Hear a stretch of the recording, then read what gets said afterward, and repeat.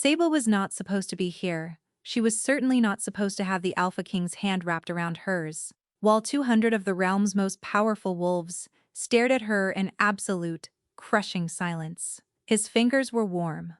That was the first coherent thought she managed. Warm and rough and impossibly steady around hers, which was shaking so badly she was certain he could feel it. His grip tightened slightly, not painful, but firm, like he was anchoring her to the floor because some part of him knew she was about to bolt. The second thought was worse. Every single person in this room is looking at me. Noble daughters in gowns that cost more than Sable would earn in 10 lifetimes stood frozen along the presentation line, their faces locked somewhere between horror and disbelief. Their mothers had gone pale. Their fathers had gone red. At the far end of the dais, the king's senior advisor had dropped his ceremonial staff, and the clatter of wood against marble was the only sound in the entire hall. The Alpha King, Theron Voss, ruler of the 5 territories, conqueror of the Ashen War Rebellion, the most feared wolf alive, had not stood from his throne for a single woman in 3 hours. 47 daughters of noble blood had walked before him. 47 times he had remained seated, his jaw tight, his face bored, his massive frame settled into the iron throne, like a man enduring a punishment he did not deserve. And then Sable had walked past. She had not even been walking toward him. She had been trying to reach the servants' corridor at the far side of the hall, because the head archivist had sent her to deliver census records to the registrar, and the only route that did not require crossing the east courtyard in the rain was straight through the throne room during the choosing. She had kept her head down. She had walked quickly. She had pressed herself as close to the wall as physically possible, hoping that if she made herself small enough, no one would notice the wolfless girl slipping through the most sacred rite in their kingdom. The king had noticed. She heard the sound before she understood what it meant. The groan of ancient iron as weight shifted off it. The intake of 200 breaths drawn simultaneously. Then footsteps, heavy and deliberate, crossing the stone dais. Sable had not stopped walking. She had not even looked up, because the Alpha King could not possibly be moving toward her. That was not a thing that happened to people like her. Then his hand had closed around hers, and the world had ended. Not literally, of course, but everything she knew about how things worked, about her place in this world, about the immutable social order that had governed every day of her 23 years, shattered the moment his fingers intertwined with hers. The silence that followed was so thick, she could hear her own heart beat. She could hear his too, steady and slow and impossibly calm, as though he had not just committed the most shocking act the court had witnessed in a generation. Sable lifted her gaze. The Alpha King was looking down at her with a face she could not read. His dark eyes, the color of iron in firelight, were fixed on hers with an intensity that made her lungs forget how to work. He was enormous. She had seen him from a distance a handful of times, but up close, the sheer scale of him was overwhelming. He stood nearly a full head and shoulders above her, broad-chested and heavy with muscle, and the hand holding hers could have wrapped around both of hers twice over. He was also, she realized, with a jolt of something that felt dangerously close to hysteria, not letting go. "Your Majesty," she whispered. His grip tightened again. Something moved behind his eyes. A flicker there and gone, like light catching on water in the dark.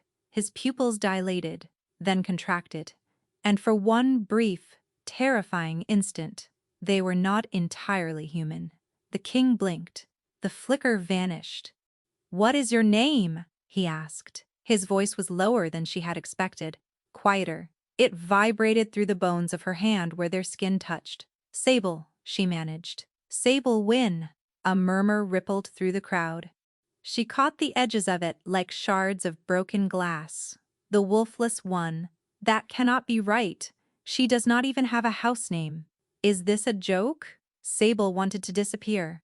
She wanted to pull her hand free and run back to the archive, to the dusty, quiet, invisible life she understood. But the king's grip did not waver. and the look in his eyes had changed to something she could not name. Something almost like relief. Sable Wynn, he repeated, and the way he said it made her name sound like a thing worth saying. Behind her, someone whispered loud enough for the entire hall to hear. No alpha would ever choose her. The king's gaze lifted from Sable's face and swept the room with a cold, dangerous calm that silenced every voice instantly. "I just did," he said. The throne room erupted.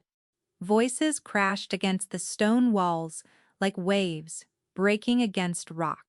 A woman in the front row fainted, dropping with a rustle of silk that no one bothered to attend to because the spectacle at the front of the room was far more compelling than any fainting noblewoman.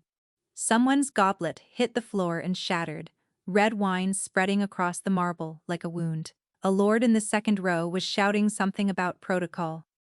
Two noble mothers were arguing in voices pitched to carry, each apparently convinced that their daughter had been the true intended selection and that this wolfless interloper had somehow cheated.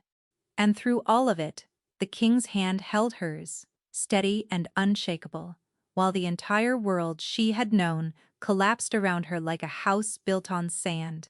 Sable became aware, distantly, that she was still holding the leather folio in her other hand, the census records, the reason she had been in this room at all. She gripped it tighter because it was the only familiar thing left. A hand gripped her elbow. Halden, the king's beta, had materialized beside her with the practiced efficiency of a man whose entire career consisted of managing chaos.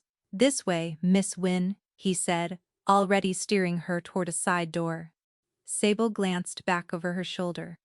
The king was still standing, his dark eyes tracking her across the room, and the raw intensity in his gaze followed her all the way through the door and into the corridor beyond, where it settled into her bones and refused to leave. 3 hours earlier, Sable had been exactly where she belonged, underground, surrounded by dust and silence, with no one paying her any attention whatsoever. The royal archive occupied the lowest level of the palace, a labyrinth of stone corridors and vaulted chambers stuffed with centuries of records. Census documents, land grants, taxation ledgers, military rosters, correspondence that no one would ever read again.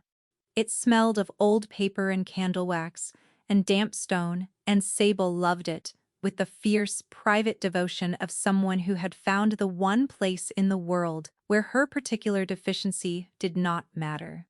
Wolves did not care about archives. Wolves cared about strength, about pack hierarchy, about the sacred bond between human and beast that defined their entire civilization, and Sable had none of it. Born to unknown parents, left on the steps of the capital's foundling house as an infant, raised without pack, without name, without the wolf that should have awakened inside her by her 14th year. She had waited. Nothing came. By her 16th year, the healers had confirmed what everyone already suspected. Stillborn wolf, the term was clinical. The whispers were worse.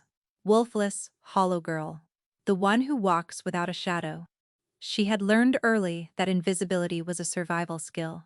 If no one noticed her, no one could remind her of what she lacked. The archive was perfect for this. No one visited, no one cared. She catalogued and organized and repaired and existed in peaceful, solitary silence. Until today, Sable, the head archivist, a wiry old man named Petrus, appeared at the end of the corridor, census records for the Northern Territories. The registrar needs them in the East Wing before the choosing concludes. Sable looked up from the water damage survey she had been carefully separating, page by page. Can it wait until after the ceremony? If it could wait, I would not be asking you to go now, would I? She opened her mouth to argue, then closed it. Petrus was not cruel, but he also was not interested in her comfort. She gathered the records into a leather folio and made her way upstairs, her stomach tightening with every step. The palace above the archive was a different world. Bright, loud, full of wolves, whose presence prickled against her skin like static. She could feel them even if she could not match them. Their energy, their vitality, the hum of something alive and powerful that she would never possess. The East Wing corridor was blocked. A steward, with an apologetic face, explained that the choosing had expanded into the auxiliary halls, and the only remaining passage to the registrar's office required cutting through the throne room itself. Sable gaped at him. Through the throne room, along the far wall. You will not even be seen. She had not been seen.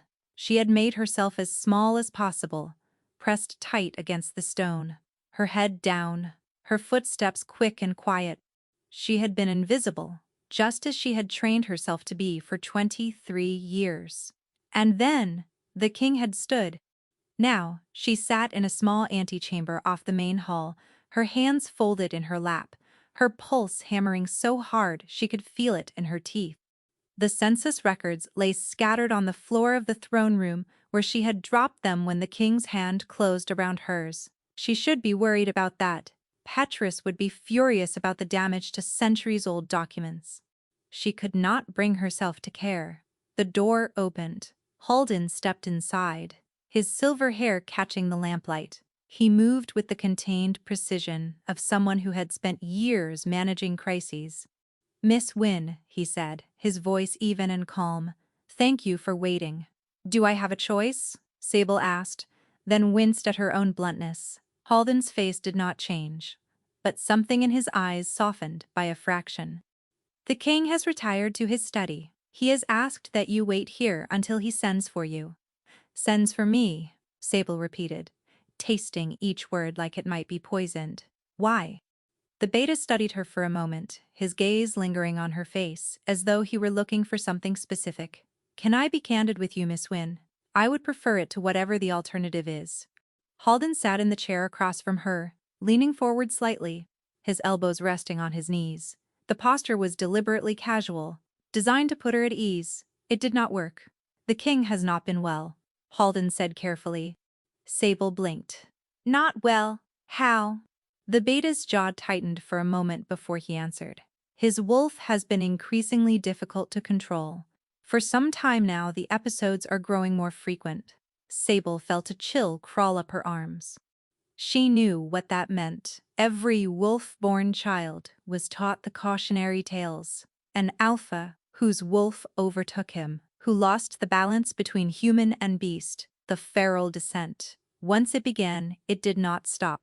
The wolf consumed the man, and what remained was something without reason, without mercy, without any trace of the person who had once existed. "When you walked through the throne room," Halden continued, his voice dropping lower, "the king's wolf went silent." Sable held his gaze, unblinking. "I do not understand," she said. "Neither do we," Halden replied. "His wolf has not been silent in over a year. It has been a constant pressure, growing louder, more aggressive, harder to contain. He fights it every hour of every day. And then you walked past him, and it stopped." The words settled over Sable like a weight she could not lift. "That is why he stood," she whispered. "That is why he stood," Halden confirmed. Sable swallowed hard. "What does that mean for me?" The beta's gaze was steady and unreadable. "It means we need to understand what happened. The king's wolf responds to nothing, and no one. Sedatives fail, healers fail, bonded wolves trained in calming techniques fail. You walked through a room, and something that has been consuming him for months simply went quiet." "I did not do anything," Sable protested. "I know," Halden said. "That is what makes it remarkable." A silence fell between them. Sable could hear her own breathing. Too fast, too shallow. She pressed her hands flat against her thighs to stop them from shaking. "He wants to see me," she said. "Not yet," Halden replied. "First, he wants to know if it happens again." The following morning, Halden escorted her to the king's private council chamber. It was smaller than the throne room, wood-paneled and warm, with a long table scattered with maps and correspondence. 4 advisors sat along one side. The king sat at the head, his posture rigid, his jaw set, his hands flat on the table as though he were physically holding himself in place. He did not look at her when she entered. Halden gestured to a chair along the wall. set apart from the table, Sable sat. She folded her hands in her lap and tried to breathe. The meeting continued. The advisors spoke about border disputes and trade agreements and supply lines. The king listened, responded in clipped, measured sentences, made notes with a hand that Sable noticed was not entirely steady. 20 minutes passed. The king's rigid posture began to ease. The tension in his shoulders loosened by degrees, so slowly that no one at the table seemed to notice. His breathing deepened. The white-knuckled grip on the table's edge relaxed. Sable noticed because she was watching him, with the desperate attention of a woman whose entire future had become terrifyingly uncertain. She saw the moment his jaw unclenched. She saw the way his head tilted slightly, the hard line of his brow softening. She saw his eyes close for a brief second. Not in sleep, but in something that looked like relief. Like a man setting down a weight he had been carrying for so long that he had forgotten what it felt like to stand without it. Halden saw it too. His gaze cut to Sable, sharp and intent, and she felt the blood drain from her face. When the meeting ended, the advisors filed out. The king remained seated, his eyes still closed, his breathing even and deep. He looked more peaceful than Sable suspected he had looked in months. Halden moved to stand beside her. "How do you feel?" he asked quietly. "Terrified," Sable answered honestly. The beta almost smiled. "Almost. Go back to your quarters," he said. "Rest, eat. I will come find you this evening." Sable stood on unsteady legs and moved toward the door. She paused with her hand on the frame and glanced back. The king's eyes had opened. He was looking at her. The intensity of his gaze pinned her in place. Those dark iron eyes held something raw and unguarded that she had never seen in another living soul. Gratitude so fierce it bordered on pain. She held his gaze for one heartbeat, two. Then she turned and fled. She made it halfway down the corridor before Halden caught up with her. "Miss Wynne," the beta said, and something in his voice made her stomach drop. "It happened again, did it not?" she asked, without turning around. Within 30 seconds of you entering the room, his wolf went completely dormant. The moment he reached the door just now, it started again. Sable closed her eyes. "The king requires your presence, Miss Wynne," Halden said. "Not for a day. Not for a visit. He requires it permanently." The quarters they gave her were beautiful. That was the first problem. Sable had spent her entire life in the Foundling House dormitory, then in the tiny, windowless room behind the archive that Petrus had grudgingly cleared for her when she turned 18. She was accustomed to narrow cots and bare walls, and the smell of stone and old paper. The chambers they led her to were on the upper floor of the palace's west wing, directly adjacent to the king's private rooms. There was a bed with an actual mattress and sheets that felt like water against her skin. There was a fireplace with a fire already burning. There was a window that looked out over the palace gardens, and the evening light that poured through it was gold and soft and completely wasted on someone who did not know what to do with beauty. "These are not servants' quarters," Sable said to the maid who was unpacking a trunk of clothing that had appeared from nowhere. "No, miss," the maid agreed, smoothing a deep blue dress across the bed with practiced hands.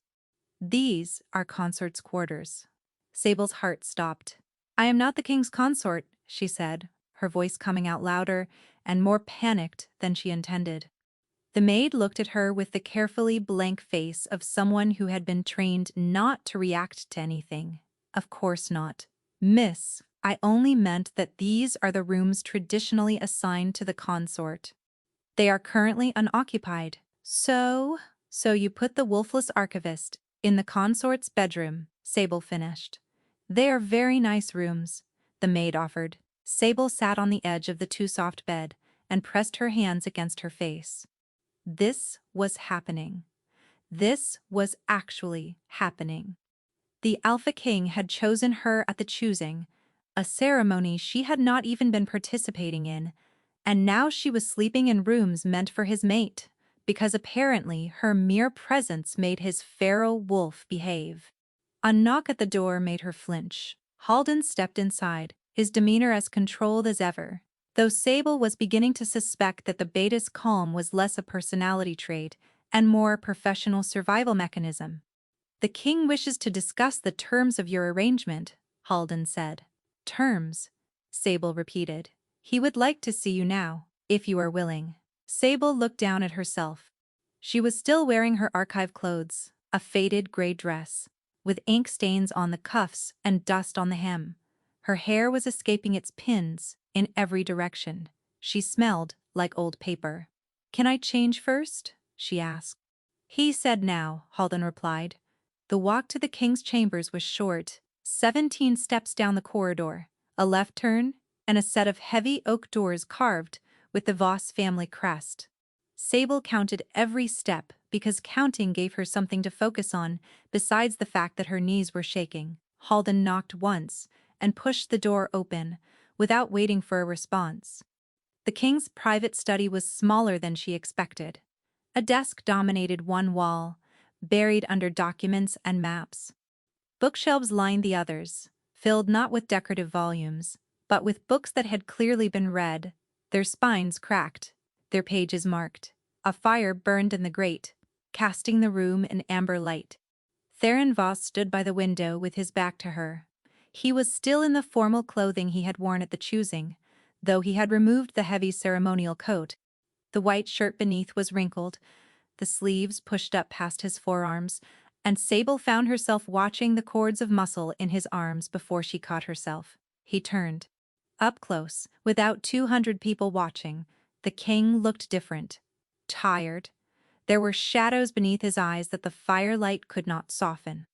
The hard set of his jaw had less to do with authority, and more to do with control, as though he were clenching against something that kept trying to surface. "Miss Wynne," he said. "Your Majesty." A beat of silence. He studied her with those dark, unreadable eyes. "You are aware of my condition," he said. It was not a question. "Your beta told me," Sable confirmed, clasping her hands together to keep them still. Another silence. She watched him choose his words, with the visible effort of a man who was not accustomed to asking for help. "My wolf has been growing beyond my ability to contain it," he said. "The healers believe I have months, perhaps less, before the feral descent becomes irreversible. If that happens, the man you are speaking to now will cease to exist." Sable felt the blood leave her face. She had known this intellectually from what Halden had told her. Hearing the king say it, hearing the flat, clinical way he described his own erasure, was something else entirely. "When you entered the throne room yesterday, my wolf went dormant for the first time in 14 months, Theron continued. "The same thing happened this morning in the council chamber. Whatever the mechanism is, your presence suppresses the feral response." He paused. "I need you to stay close," he said, "within proximity. The healers will determine the effective range, but initial observations suggest it requires the same floor, the same wing, at minimum. So, I am to live beside you," Sable said, "in adjacent quarters." "Yes," Sable nodded slowly, processing. "And what does the court think this arrangement is?" A muscle twitched at the corner of Theron's jaw. "The court can think what it likes. Your Majesty, the court already thinks you chose a wolfless foundling as your mate at the choosing. If I now move into the rooms next to yours, they will not think this is a medical arrangement." "They will not," he agreed. "They will think I am your lover," Sable said, the word coming out strangled. The king's eyebrow rose by a fraction. "Are you concerned about the assumption or the inaccuracy?" Sable opened her mouth, closed it, felt heat flood her entire face, and then said something so spectacularly ill-advised that she would replay it in her mind for weeks. "Both, actually, because I have never been anyone's lover, and if people are going to accuse me of something, I would at least like to be guilty of it." The silence that followed was catastrophic. Theron looked at her. She looked back, her face burning so hot she was certain she could feel individual pores combusting. "That came out wrong," she said. "Did it?" he replied. His voice was completely neutral, but something at the very corner of his mouth had moved by a fraction. What I meant, Sable continued, digging herself deeper with every syllable, is that the gossip will be unfair. Because nothing is happening between us. I mean, obviously. Obviously, the king agreed. I am simply here because my presence makes your wolf quiet, which I do not understand, and you do not understand. That is correct. And I will sleep in my chambers, and you will sleep in yours, and we will be on the same floor, and that will be the extent of it. That is the arrangement, Theron confirmed. Good, Sable said firmly. Good, the king repeated. She nodded once, turned toward the door, and made it exactly 4 steps before his voice stopped her. Miss Wynne, she turned back. He had moved closer. She had not heard him move, which was alarming for a man his size. He stood perhaps 5 feet away, the firelight catching the hard planes of his face, and the intensity of his gaze knocked the air from her lungs. I am aware that this is not what you would have chosen, he said. I am aware that I have disrupted your life, your work, and your privacy. And I have done it without asking your permission, because I am running out of time and I am afraid. The last word landed in the room like glass hitting stone. Sable watched him, the Alpha King, the most feared wolf in the realm. The man who had ended a rebellion through sheer force of will, had just told her he was afraid. You are afraid, she repeated softly. His jaw tightened, and she watched him fight the instinct to take the admission back. I am losing myself, he said. A little more each day, and when you are near me I remember who I am.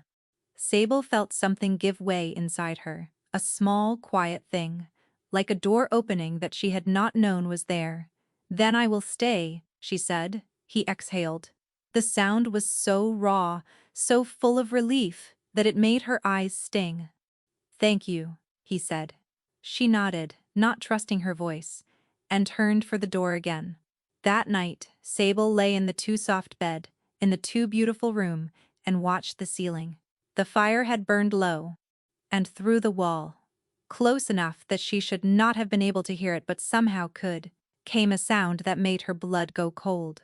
A low, ragged snarl, not animal and not human, but something trapped between the two. It rose and fell in waves, punctuated by the heavy sound of something hitting the wall. Then a groan, deep and agonized, like a man being torn apart from the inside. Sable sat up, her heart pounding. She heard furniture scrape against stone, heard a voice she recognized, Theron's voice, but distorted, guttural, the words shredding into something inhuman halfway through. She was on her feet before she made a conscious decision. Across the room, out the door, down the corridor. The oak doors to his chambers were closed, but not locked. She pushed them open. The room was dark. The fire had been knocked from the grate, embers scattered across the stone floor. A chair lay overturned. Books had been swept from their shelves, and in the center of the destruction, the king knelt on the floor. His hands were pressed flat against the stone.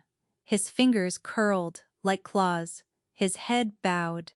His body was shaking with a tremor so violent that Sable could see it from across the room. She should have run. Every rational instinct told her to turn around and get as far from this room as possible. An alpha on the edge of the feral descent was the most dangerous thing in existence. There was no predicting what he would do. Instead, she walked toward him. "Your Majesty," she said softly. His head snapped up, his eyes were wrong. The dark iron was bleeding gold at the edges. The pupils narrowed to vertical slits that did not belong on a human face. He looked at her, and she could see the war happening behind those eyes. The man fighting the beast for control, losing ground with every breath. "Get out!" he snarled, and the voice was not entirely his. Sable kept walking. She crossed the ruined room and knelt in front of him on the cold stone floor. Close enough to touch. Close enough that if the wolf won, she would not have time to scream. "I am right here," she said. She reached out and placed her hand over his where it pressed against the floor. His skin was burning hot.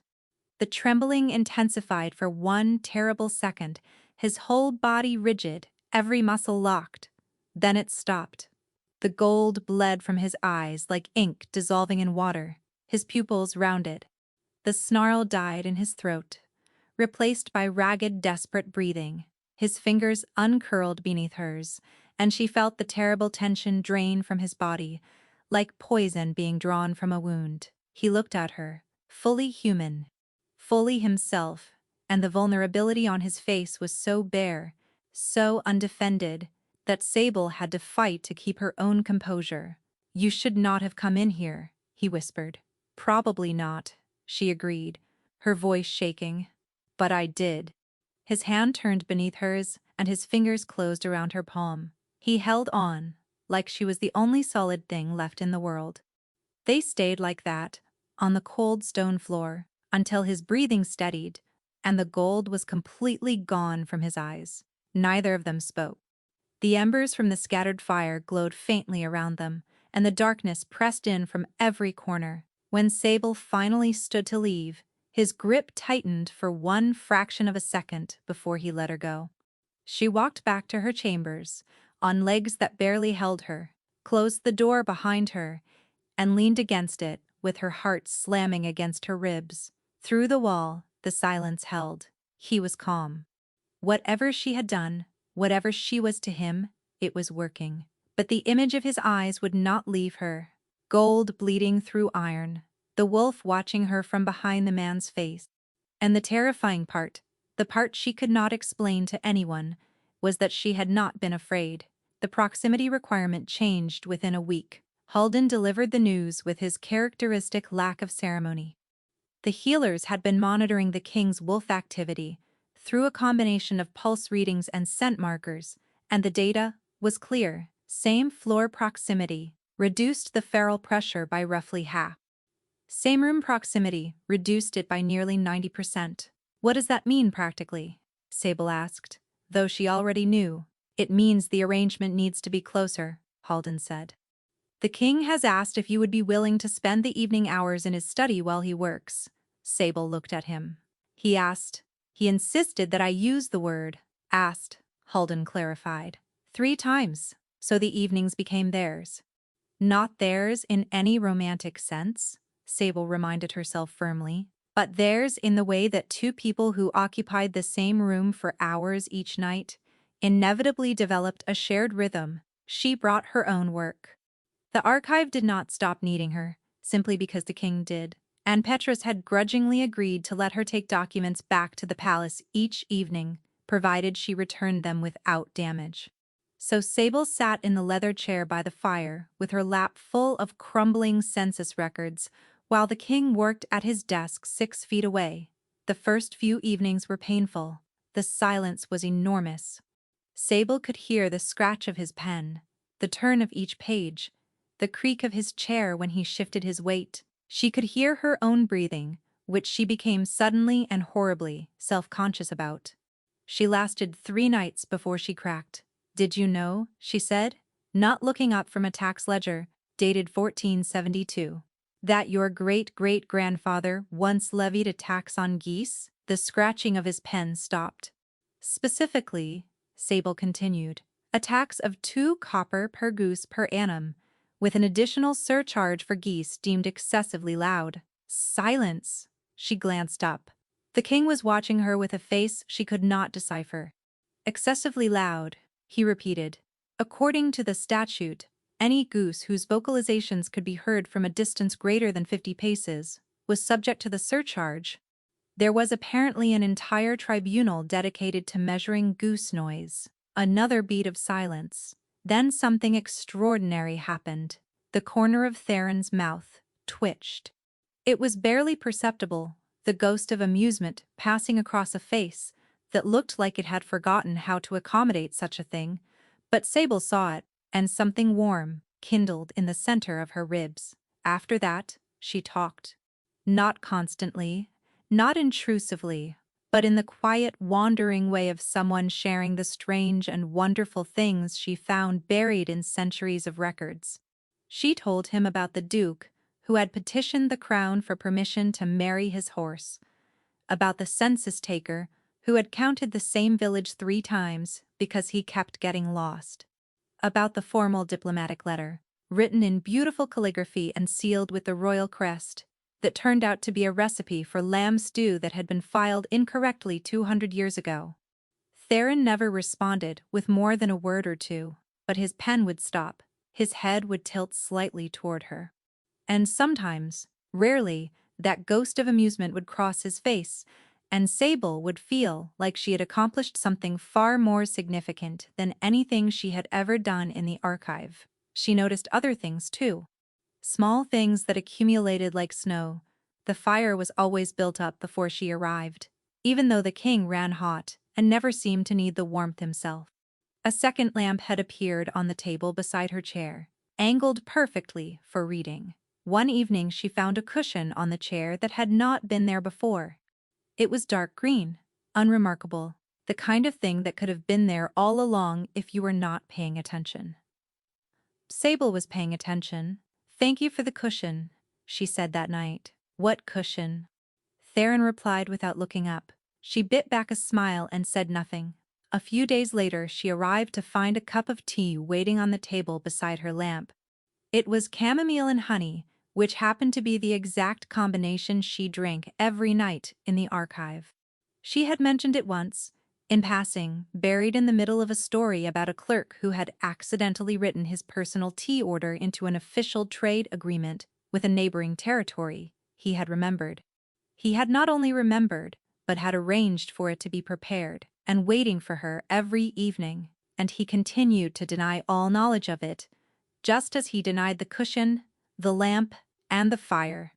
"You are a very poor liar, Your Majesty," Sable told him over her tea one evening. "I have no idea what you are referring to," said the king, who had not managed to keep a straight face in weeks. The night episodes continued. Not every night, but often enough that Sable learned to sleep lightly, one ear tuned to the sounds beyond the wall. When the snarling began, she went to him. She did not hesitate anymore, did not pause to consider the danger. She simply rose, crossed the corridor, and knelt beside him, on the floor, until her touch drew the gold from his eyes. It was happening faster now.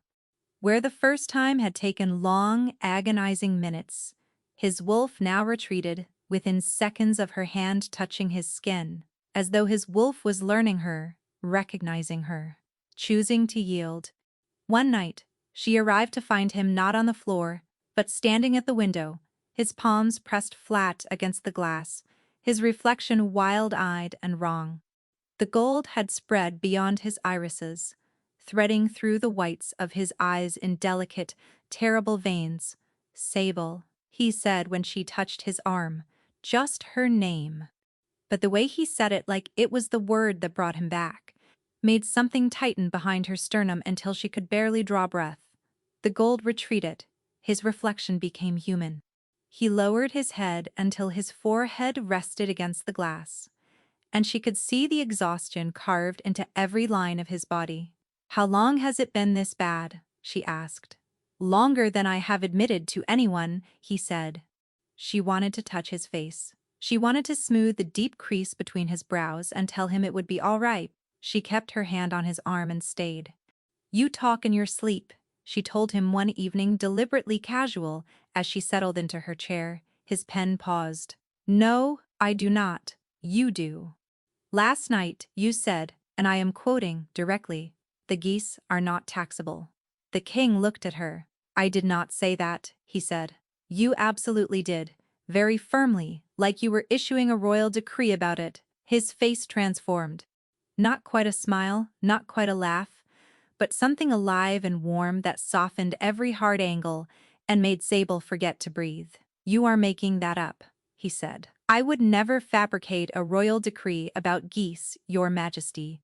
That would be treason." He held her gaze for a long moment.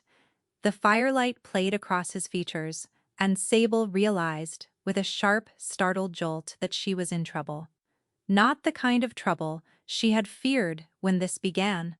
Not the political kind, not the social kind, the worst kind, the kind that lived behind her ribs and tightened every time he almost smiled. One evening, as she recounted the tale of a lord who had attempted to annex a neighboring county by claiming his hunting dog had won it in a bet, Theron set down his pen entirely and listened with his chin resting on his folded hands.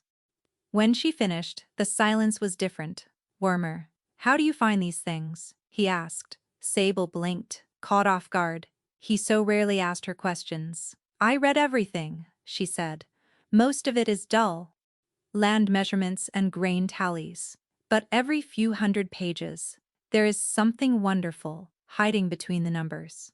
A story that someone forgot to tell." He looked at her for a long time after that.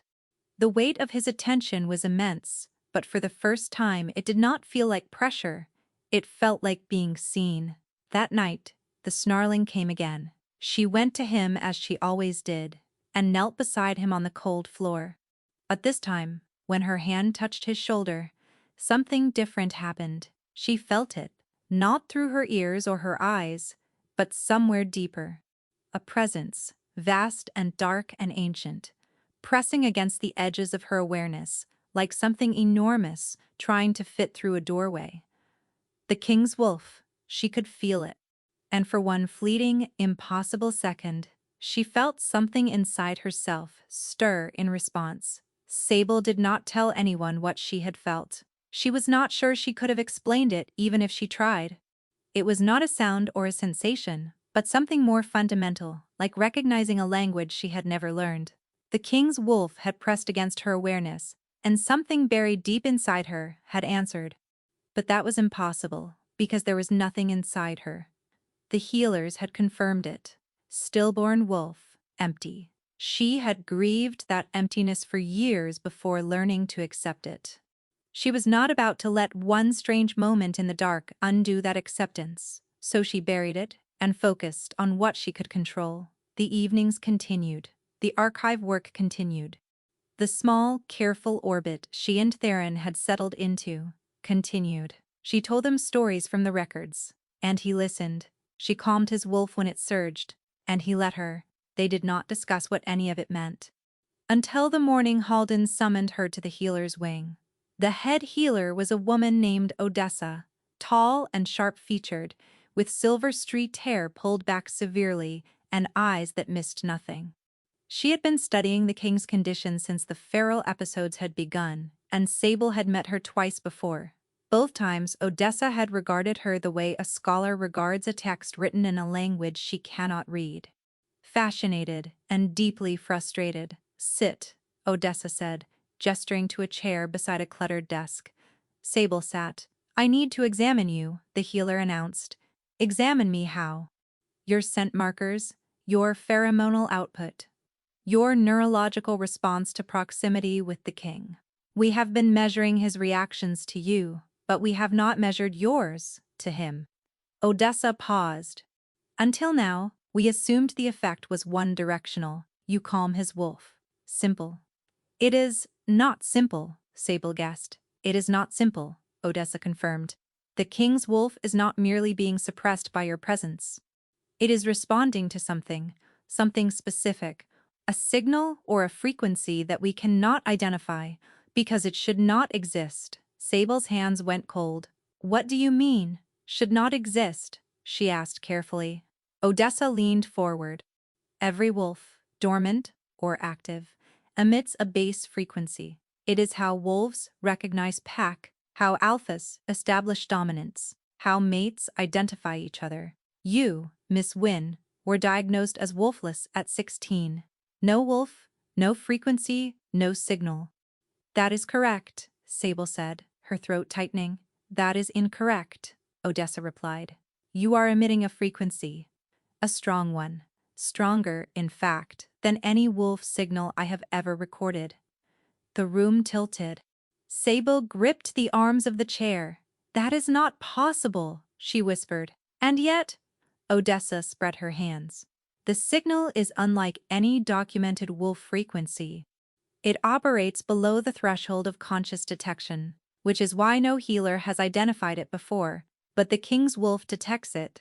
His wolf is not being suppressed, Miss Wynne, it is being answered." Sable's mind reeled. "Answered by what?" I do not have a wolf. Odessa studied her for a long moment. What I am about to say is theory, not fact. But the readings suggest that you do have a wolf. One that has been dormant so deeply that no standard diagnostic has ever detected it, not stillborn, sleeping. The word hit Sable like a physical blow, sleeping, not dead, not absent.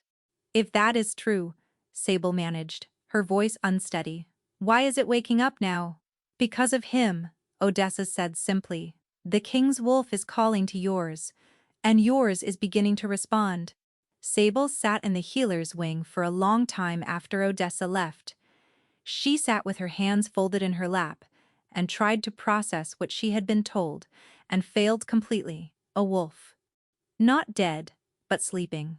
Stirring now, after 23 years of silence, because the most powerful alpha in existence was pulling it awake. She thought of the moment on the floor of his chambers. The vast, dark presence, pressing against her awareness. The answering stir deep inside her. She thought of the way his wolf retreated at her touch. Not fleeing, but yielding. The implications were staggering, and she was not ready for any of them. That evening she went to his study as usual. She sat in her chair by the fire, with a ledger open on her lap, and fixed her gaze on the same page for 40 minutes without reading a single word. Theron noticed. You have not turned that page in some time, he said. Sable looked up. He was watching her from across the desk, his pen still in hand, his dark eyes steady. I am reading slowly, she lied. You are not reading at all. She closed the ledger and set it aside. The healer examined me today, she said. Odessa. A tightening moved through his features. And, Sable hesitated, she wanted to tell him everything. About the frequency, about the sleeping wolf, about the terrifying possibility that something inside her was waking up because of him.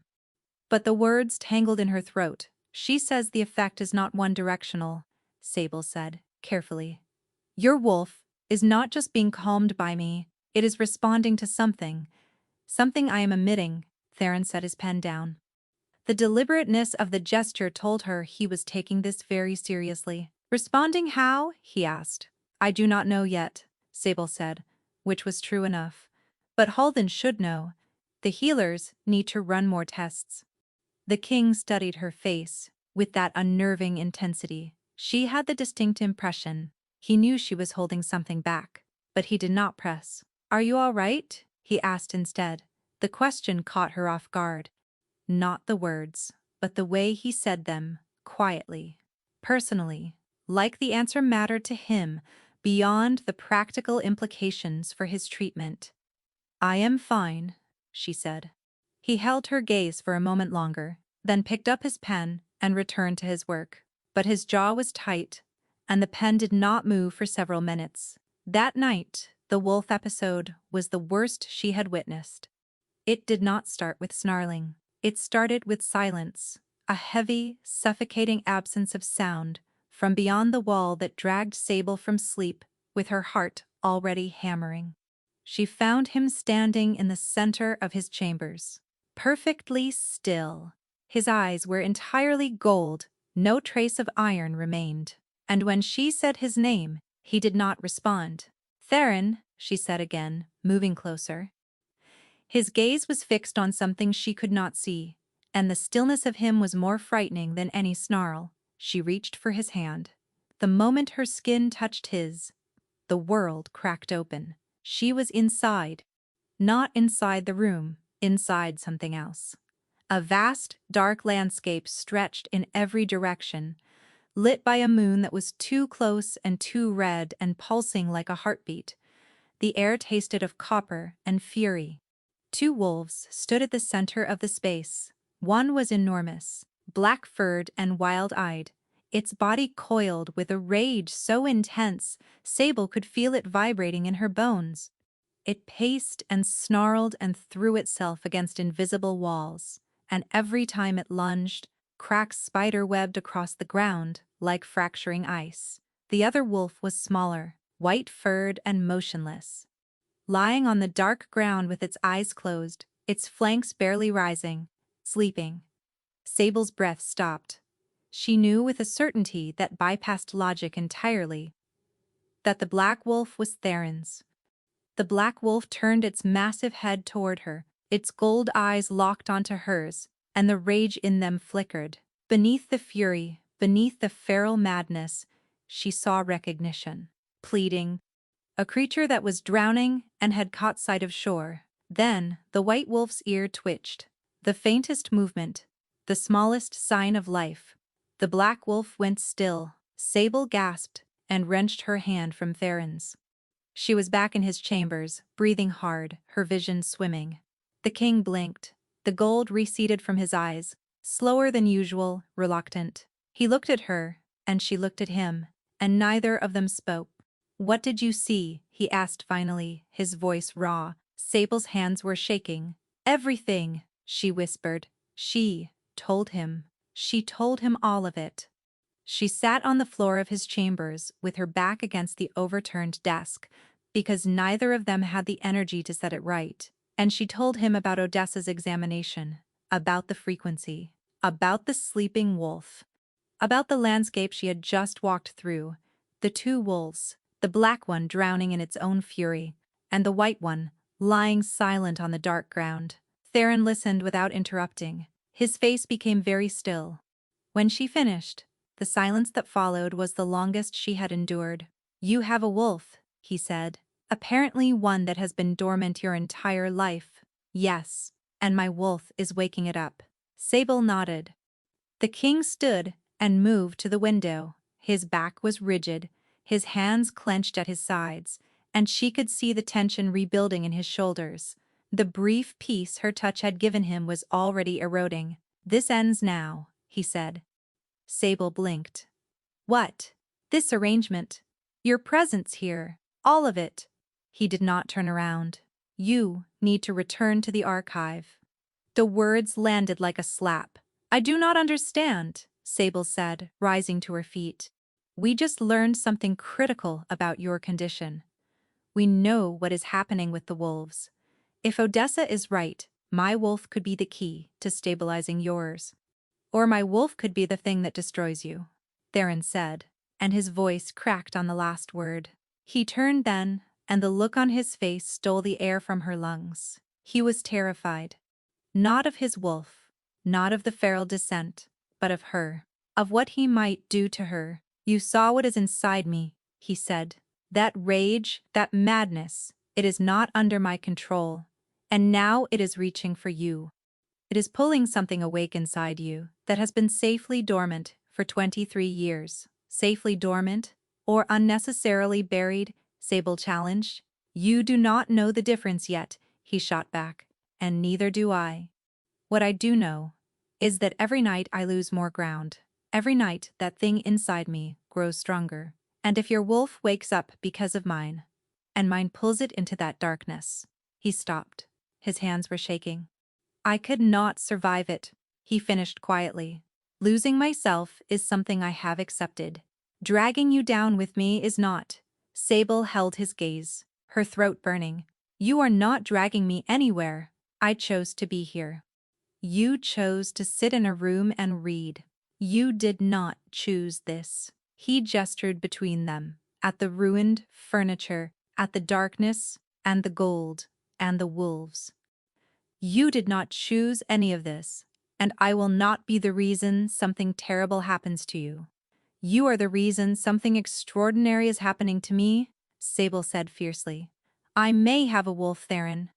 After 23 years of believing I was broken, I may actually have a wolf." For one raw, unguarded second, she could see how much her words meant to him and how much they terrified him in equal measure. "Please go," he said. "No." "Sable." Her name was a warning. "You cannot make me leave," she said, stepping toward him. "I am your king," he said, his voice dropping low and dangerous. "I absolutely can." "Then do it," she challenged, her chin lifting. "Give the order. Command me. Because we both know that is the only way. I am walking out of this room." He met her eyes. She met his. The fire had burned to embers, and the room was cold and dark and wrecked, and they stood in the middle of all of it, with nothing between them except the truth. "Leave," he commanded. "Now, that is a royal order, Miss Wynne." The use of her surname cut deeper than the words. She flinched and she saw him register it, saw the flicker of anguish cross his face before he locked it down. Sable turned and walked out. She made it to her chambers before the tears came. She pressed her face into the pillow that was too soft, in the bed that was too beautiful, in the room that had never been hers, and she wept with a ferocity that frightened her. The following morning, Halden arrived at her door. "The king has arranged for you to return to the archive," the beta said, his voice carefully neutral. "Your quarters here will be maintained in case the arrangement needs to be reinstated. But for now, he believes distance is the safer course." "He is wrong," Sable said. Halden's face did not change. Perhaps she went back to the archive. Back underground, back to dust and silence, and the smell of old paper. Back to being invisible. It lasted 4 days. On the first day, the restlessness began. A low, buzzing agitation beneath her skin that made it impossible to sit still. She paced the archive corridors, reorganized shelves that did not need reorganizing, and snapped at Petrus twice. On the second day, the headaches started. A dull, persistent pressure behind her eyes that no amount of water or willow bark could touch. She worked with the lamps dimmed, and her jaw clenched against the pain. On the third day, she could not eat. The sight of food made her stomach lurch. She drank water and tea and forced down half a bread roll that tasted like ash. She sat in the archive with the lights off, pressing her palms against the stone table, because the cold was the only thing that still felt real. The buzzing under her skin had become a constant companion, like a second pulse running alongside her own, and she could feel it, pulling, always pulling, toward him. On the fourth day, she collapsed.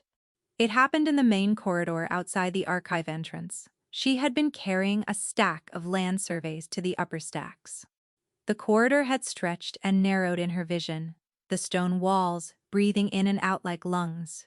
And then the floor had rushed up to meet her. She came to on the ground with Petrus, kneeling beside her, his face gray with alarm. "Get the healers," he was saying to someone she could not see. "Get them now." Across the palace, the king was in worse condition. Sable learned this later from Odessa, who told her in the clipped clinical tone of a healer who was furious with her patient. Theron's wolf had surged 3 times in 4 days. The episodes were escalating in both frequency and intensity. His eyes no longer returned fully to their natural color between episodes. A permanent ring of gold had settled around his irises, visible even in daylight, and the advisors who sat with him in council had begun to notice. He had stopped attending meals. He had stopped walking the grounds. He sat alone in his ruined study, surrounded by the claw-marked wreckage of his own furniture, and held himself together through sheer force of will that was running out by the hour. Halden had found the king in his study on the 3rd night, standing at the window, his claws extended, deep gouges carved into the stone sill. He had not recognized the beta for almost a full minute. "He is accelerating," Odessa told Sable. "The feral descent has doubled in pace since you left. At this rate, he has weeks, not months, weeks." Sable lay in the infirmary bed and gazed at the ceiling. Her body felt hollow and wrong.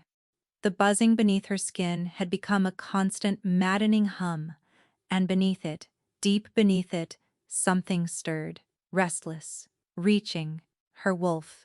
Searching for his, Odessa sat beside her and took her hand. "Child," the healer said, and her voice had lost its clinical edge, replaced by something that sounded like sadness. "I need to tell you something, and I need you to listen carefully." Sable looked at her. "The bond between your wolves is forming whether either of you consents to it. It began the moment you walked through that throne room. His wolf recognized yours, and yours, dormant as it was, recognized his.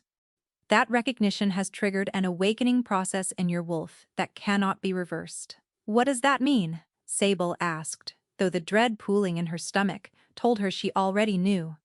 It means that proximity to him is now a biological necessity for both of you. The bond demands completion. The longer you resist it, the more damage it does. Odessa paused. If you remain separated, his feral descent will accelerate beyond any possibility of recovery, and you will continue to deteriorate until your body simply gives out. We will both die, Sable said flatly. Yes, Odessa replied. You will both die. The word landed in the silent infirmary like a stone dropped into still water. Sable closed her eyes. She thought of Theron standing at his window with gold, consuming his eyes, sending her away, because he believed he was saving her, protecting her from the very thing that was killing them both. Where is he now? She asked. In his study. He has been told about your collapse. I am informed that he broke a chair. Another one? Sable asked. The ghost of a smile crossed Odessa's face. Another one. Sable sat up. Take me to him, she said. Odessa studied her face for a long moment, then nodded. He will try to send you away again, the healer warned. Sable swung her legs over the side of the bed, waited for the dizziness to pass, and stood. I know, she said. But this time I am not leaving. Odessa walked her as far as the corridor outside the king's study. The healer paused at the corner, one hand resting against the stone wall, and gave Sable a look that was equal parts encouragement and warning. He has not slept in 4 days, Odessa said quietly. Halden has been sitting outside his door in shifts. 2 guards were reassigned this morning, after the king nearly shifted in the middle of a supply briefing. Sable swallowed. How close is he? Close.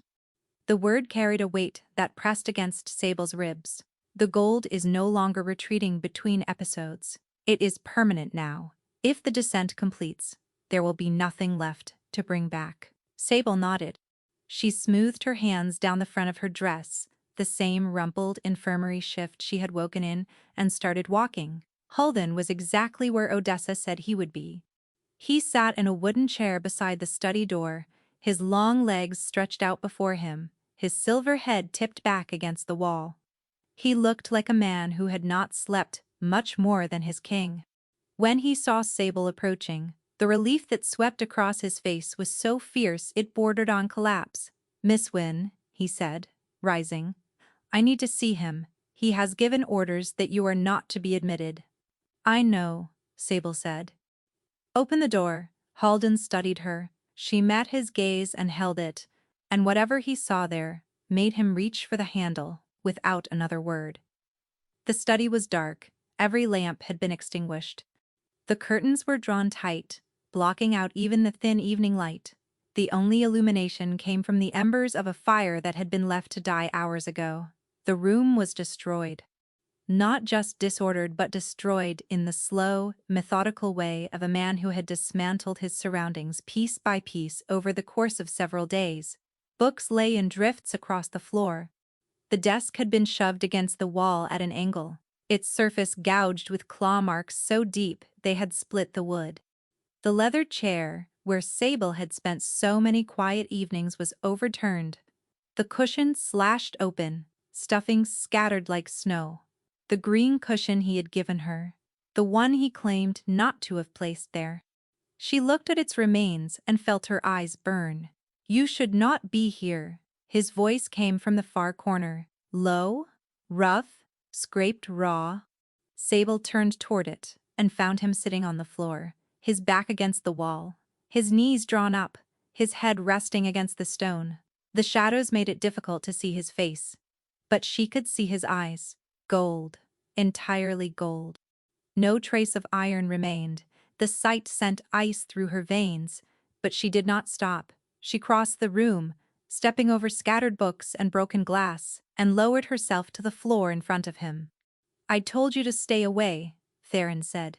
His voice was strained, every word forced through clenched teeth, like he was holding something back with his jaw alone. And I told you that you would have to command me, Sable replied. So, command me.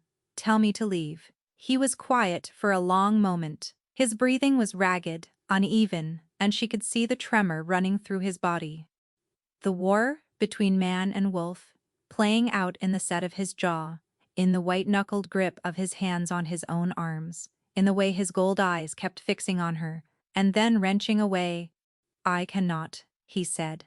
And the admission sounded like it cost him everything. "Why not?" "Because if you leave again, I will follow you." The words came out rough and broken and desperate. "I will not be able to stop myself. The wolf will not allow it. It has been 4 days, and all I can think about is where you are. I smell you in the corridors. I hear your heartbeat through the walls. I am losing the ability to distinguish between what the wolf wants and what I want, because I want the same thing, and it is tearing me apart." Sable's breath caught. She reached for him slowly, giving him time to pull away. Her fingers touched his jaw and the gold in his eyes flared, then trembled, then held. "What does the wolf want?" she asked softly. "You," he said.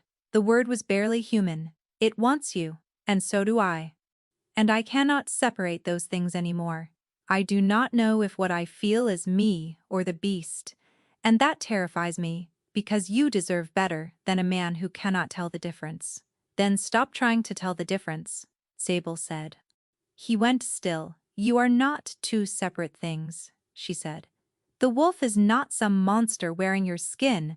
It is you, the part of you that recognized me before your mind caught up. The part of you that stood from that throne and crossed a room full of noble daughters to take the hand of a wolfless archivist." She cupped his face between her palms, her thumbs tracing the hard line of his cheekbones. "The wolf chose me. You chose me. It is the same choice." Something crumbled behind his eyes. The rigid, desperate control that had been holding him together for months, for over a year, fractured and fell away. His hands came up to cover hers, pressing her palms harder against his face, and a sound escaped his throat that was not quite a groan and not quite a sob, but something in between that stole all the air from her lungs. "I am afraid of what I am becoming," he whispered against her palm. "I am not," she said. He pulled her toward him. Not gently, not carefully, but with the desperate hunger of a man who had been drowning and had finally been given permission to breathe. His mouth found hers, and the kiss was nothing like she had imagined. It was not soft. It was not tender. It was raw and fierce, and tasted of salt and copper, and she felt it in every nerve in her body. She kissed him back with equal ferocity, her fingers tangling in his hair, pulling him closer. His arms wrapped around her and drew her against him, and the contact sent a shockwave through her, so intense she gasped against his mouth. Deep inside her, something stirred, not the tentative twitch she had felt before, a surge. Powerful and undeniable, rising through her like a tide, her wolf, waking. Theron felt it too. She knew because his whole body went rigid, and when he pulled back to look at her, his gold eyes were wide with shock. "Sable," he breathed. "Your wolf." "I know," she said. "I can feel it. It is waking up." "Yes." He searched her face, and the wonder in his gaze, the desperate, disbelieving hope, was the most beautiful thing she had ever seen. "Are you afraid?" he asked. She thought about it, really thought about it. About the 23 years of emptiness, the diagnosis that had defined her, the word that had followed her everywhere. Wolfless. Hollow girl. The one who walks without a shadow. "No," she said. "I have been waiting for this my entire life. I just did not know it." He kissed her again. Slower, this time, deeper. And she kissed him back, pulling him closer, needing closeness that went beyond anything she had words for. What followed was the most overwhelming experience of Sable's life. The world fell away until nothing existed except the two of them and the bond pulling tighter between their wolves with every passing moment. She could feel it building, a warmth so vast and ancient it dwarfed everything she had ever known, rising through both of them like a tide that could not be stopped.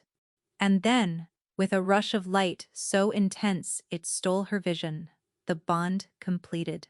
Sable felt it settle into her like a second heartbeat. A golden thread connecting her to him, running deeper than thought, deeper than breath. She could feel his emotions pouring into hers, relief and joy, and a love so fierce it overwhelmed every other feeling she had ever experienced. He pressed his forehead against hers, and the bond sang between them like a bell struck in a cathedral.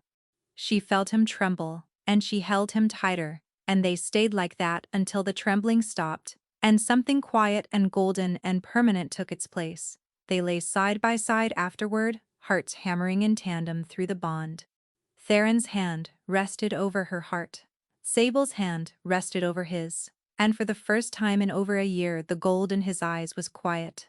Not gone, but quiet, settled, at peace. "Your wolf," he murmured against her hair. Sable closed her eyes and reached inward, and there she was, not sleeping anymore, not dormant, a presence, still small, still new, but awake. Awake and warm, and reaching toward his wolf through the bond with the tentative curiosity of something newly born. "She is here," Sable whispered. Theron's arms tightened around her, and she felt the tremor that ran through him. Not the feral tremor, something gentler, the shaking of a man who had been bracing for an ending and had been given a beginning instead.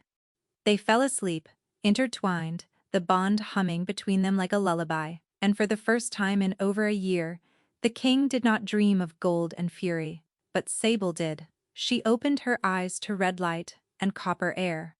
The landscape stretched around her, vast and dark, lit by the pulsing red moon she had seen before, but it was different now. The cracks in the ground had widened into fissures. The air vibrated with a low, subsonic hum that she felt in her teeth. The black wolf stood before her, but it was not snarling, it was not pacing. It stood perfectly still, its gold eyes fixed on something behind her. Sable turned. The white wolf stood at her back, awake standing, small compared to the enormous black wolf, but upright and alert and very much alive. Its silver eyes found Sable, and she felt a shock of recognition so profound it nearly brought her to her knees. "You are mine," she whispered. "You have always been mine." The white wolf's tail moved once, a single, tentative wag, and Sable laughed despite everything, despite the terrible red landscape and the cracked ground and the humming air, because her wolf was shy. "Well met," Sable said to her wolf, tears streaming down her face. "Well met, and long overdue." A sound echoed across the landscape. Not a snarl, not a scream. A voice, old and full of venom and carved from something darker than stone. "He will never be free." Sable turned toward it. A figure stood at the edge of the fissured ground. A woman, small and bent, with white hair wild and tangled, and eyes that burned like embers in a dead fire. She was not entirely solid. She flickered at the edges, more memory than presence, more curse than creature. "You are the one who did this to him," Sable said. The witch's mouth twisted into something that was not a smile. "I gave his wolf what he deserved," she hissed. "Rage for rage, blood for blood. He brought war to my son's people. He destroyed everything my boy built. And so his wolf will destroy everything he is." The black wolf made a low sound, not a snarl, a whimper. Sable looked at it and understood with horrible clarity what the curse had done. It had not created the rage. It had taken the king's own guilt, his own grief over the lives lost in the war, and fed it to his wolf like poison. The wolf's fury was not foreign. It was Theron's self-destruction given teeth and claws. "He did not want that war," Sable said, "and yet he waged it. Your son gave him no choice. Your son raided the borderlands.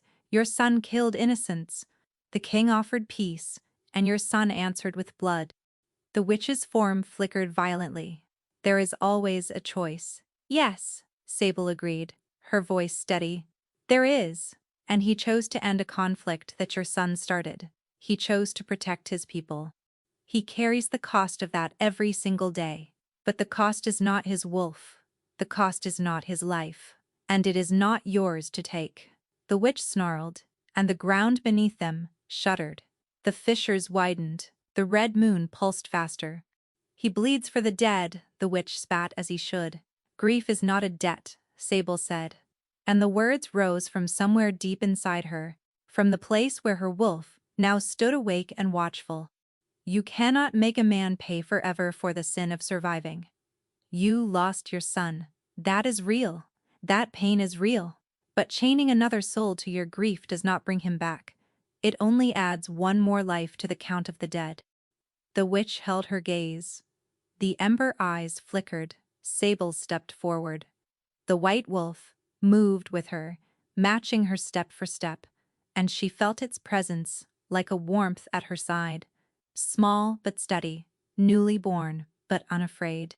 I know what it is like to carry a wound that will not close, Sable said, her voice softening. I was abandoned as an infant, left on stone steps without a name or a reason. I spent 23 years believing that I was broken, that the emptiness inside me was proof that I did not deserve what everyone else had, and I let that wound define me. I let it make me small. She looked at the witch, at the grief twisted into rage, at the pain calcified into cruelty. You are doing the same thing. You have taken your grief and made it into a weapon, because the alternative is feeling it, and feeling it is unbearable. But the weapon is not hurting the man who killed your son. It is hurting a man who already punishes himself every day for a war he never wanted to fight. The witch's form trembled. The ember glow in her eyes dimmed. Let him go, Sable said. He does not deserve peace, the witch whispered, but the venom was draining from her voice. What remained was something smaller, older, sadder. A mother who had lost her child and turned her sorrow into a weapon, because she did not know what else to do with it. Neither did I, Sable said quietly. I spent my whole life believing I did not deserve what everyone else had. A wolf. A name, a place in the world. And I was wrong. I was so wrong that it took 23 years and one stubborn king to prove it. No one earns peace, Sable continued. That is not how it works. Peace is not a reward, it is a choice. And I am choosing it for him, because he will not choose it for himself. Just as someone chose it for me when I could not choose it for myself. She turned to the black wolf. It stood trembling, its massive body coiled with a tension that had been building for over a year. The gold of its eyes was not rage, she realized. It was exhaustion. The wolf was tired, so desperately, devastatingly tired. You can stop now, Sable said softly. You have carried this long enough. Put it down. The wolf looked at her. Then it looked at the white wolf beside her, and something passed between them, silent and ancient and beyond language. The white wolf stepped forward and pressed its nose against the black wolf's muzzle. The effect was immediate. The tension drained from the great black body like water from a broken vessel. The wolf's legs buckled and it sank to the ground, its massive head coming to rest against the white wolf's flank. A sound escaped it, low and deep and shuddering, and Sable realized the wolf was weeping in the only way a wolf could. The red moon flickered, the copper taste faded from the air, the fissures in the ground began to close, slowly, like wounds healing. Sable turned to where the witch had stood. She was gone.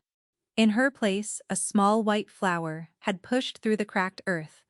It trembled in a breeze that Sable could not feel. And then, it was still. The red light dimmed, the landscape dissolved. And the last thing Sable saw before she woke was her wolf curled beside his wolf on healing ground. Both of them breathing in tandem, both of them finally at rest. Sable opened her eyes in the warm darkness of the king's chambers. She was in his arms.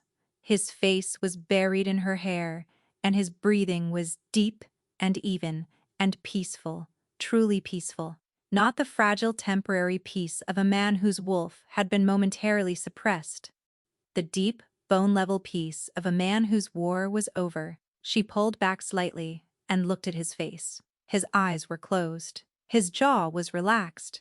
The permanent tension that had lived in his brow for as long as she had known him was gone. And when his eyes opened, slowly, sleepily, They were dark, iron, completely. No ring of gold, no flicker, just the warm, steady eyes of the man she loved, looking at her like she was the first good thing he had seen in years. "It is gone," he said. His voice was rough with sleep and thick with wonder. The rage, the pressure. "It is gone. I know," Sable whispered. He pulled her closer, wrapping himself around her, and she felt his tears against her hair. She held him while he shook, while the relief and the grief and the gratitude poured out of him in waves she could feel through the bond. "Thank you," he said. "Thank you, thank you, thank you." She kissed his temple and held him tighter. "You are welcome, Your Majesty," he laughed. It was a broken, watery, beautiful sound. "Theron," he corrected her, his lips brushing her forehead. "Theron," she repeated. And the name tasted like morning. Sable's wolf grew slowly, like all things that had been dormant for too long. It did not arrive with a roar or a dramatic transformation. It came in stages. A sharper sense of smell one week, a prickle of instinct the next.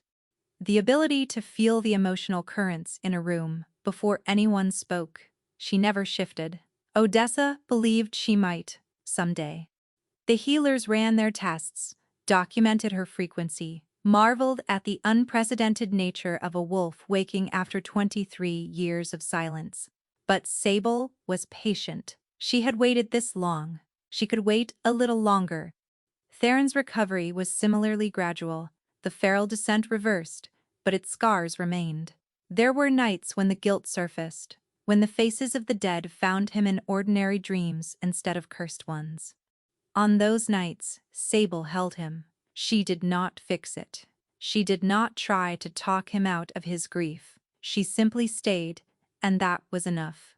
The court adjusted, slowly and grudgingly.